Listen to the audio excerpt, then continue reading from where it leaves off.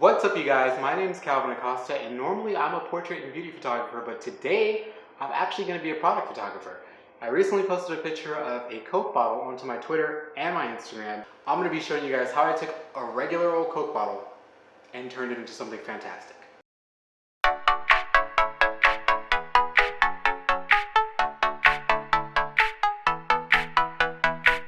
Alright, so to get started, you're going to need a bottle and a reflective surface of some sort. So you could use either a mirror or a sheet of plexiglass.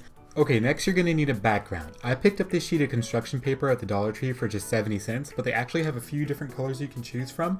You don't need to use black. I just chose black because I felt like I wanted to try something easy at the beginning, but you can definitely go in with whatever color you prefer. Mount your camera onto a tripod and keep it in the space you plan to shoot in. You're not going to want to move it for the remainder of the shoot. If you're using a soda bottle or a beer bottle, spray the bottle with water to fake the appearance of condensation. Okay, so here comes the fun part. You're going to need a speed light and something to block off some of the light to make the beam a bit more narrow. In this example, I'm using a snoot, but I'm mounting it onto the super affordable Sunpack speed light using a Godox Bowens mount, and I'll link these two items down below. Okay, so next we're going to take photos of the Coke bottle using a wireless remote and aim the speed light at different sections of the bottle. I'm going to highlight the areas you're going to want to focus on. We're going to shoot the top of the bottle where the cap is, the label, the sides of the bottle, and the back of the bottle to get that liquid to look like it's glowing. You could also shoot the backdrop with light as well, but mine's is black, so I'll skip this step for now. Okay, so now that we've got Lightroom open up, I have the top 5 photos that I'm going to use for this edit. I've got here, you can see a shot that I focused on the label predominantly. This next shot, mostly the cap, actually mostly the back of the cap really, because I wanted to get those droplets to be more prominent. This next one, I'm on the fence about using. It's got some shadow and some light in there, but I just want to test it out to see if I like it or not. I've got the glowing liquid in the center on this shot, a little bit higher up the neck of the bottle too, just to match the lighting. And then I've got predominantly focus on the cap here up top, but I also like these little droplets on the front of the label as well. So what you're gonna do is shift and click all of the images you're gonna use to composite together. Photo, edit in, and open as layers in Photoshop. This is the most important part because what it's going to do is create an image file for you in Photoshop and take all of your individual images and put them as separate layers in Photoshop, so you don't need to physically open every single one of the pictures and paste them on top of each other.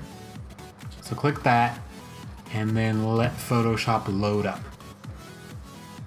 Okay, so now that you have Photoshop opened up, you should have all of your individual image files in layers on the right hand side down at the bottom here. We're gonna start off by making all of these layers invisible and going one by one. So I'm gonna start with the background layer, and I'm actually going to just name this background. And this will help you keep track of which layer you're working on or where everything is when you start masking. Alright, so make the next layer up visible, not invisible. Make it visible, and then you should only be focusing on the glowing portion of the liquid. We're going to mask everything else off, so none of the other parts of this image matter, just the liquid in the middle. To do that, click this layer mask button down at the bottom where it's right next to FX and looks like a square with a circle in the middle. Click that and then press Control or Command I if you're on Mac, and it's going to hide that layer. And all we're going to do is take our paintbrush, put it on white, make sure you have a soft brush, you don't want the edges to be too hard on this, and gauge the size based on how big the liquid was in the center, or the stripe of liquid was in the center. I'm going to put mine about 190 pixels. Looks good to me.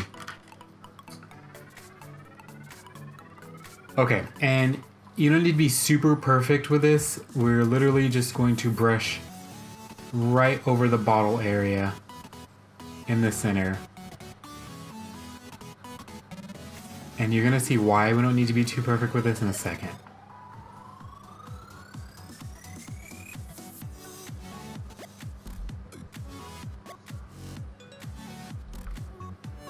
Okay, so that's looking a little crazy, but we're gonna change our blend mode from normal to lighten.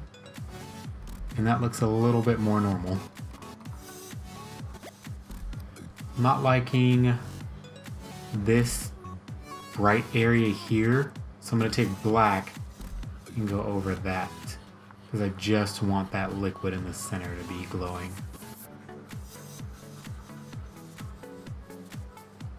I'm also gonna take it over the label as well because we don't want it to affect the label.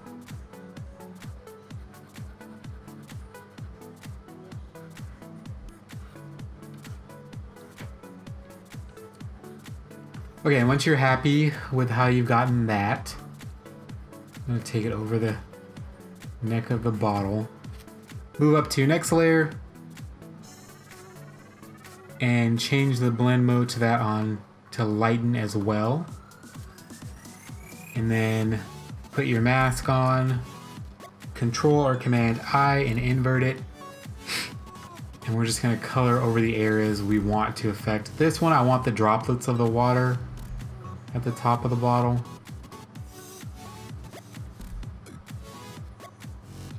So I'm gonna do that.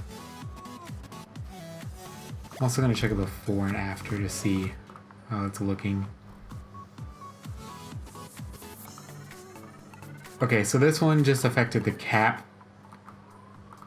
I'm gonna change my blend mode back to lighten again.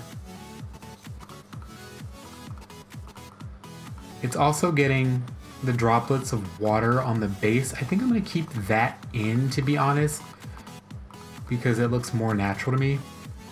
So I'm not gonna touch this layer quite yet. We're gonna move up to the next one.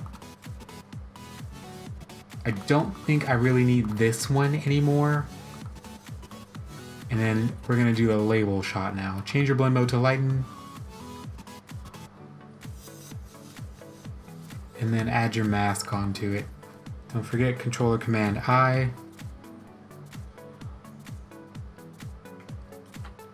And we're just gonna paint over the Coke bottle label.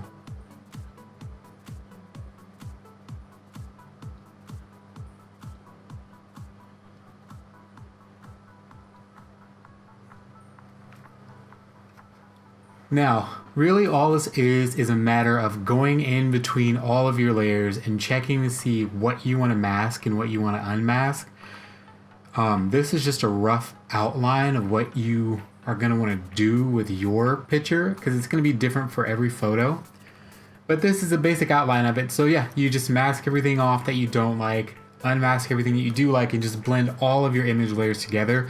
Just make sure that your blend mode is set to lighten for all of them, so that way the layers blend together a bit more seamlessly than you would on normal, and you don't have to do nearly as much work.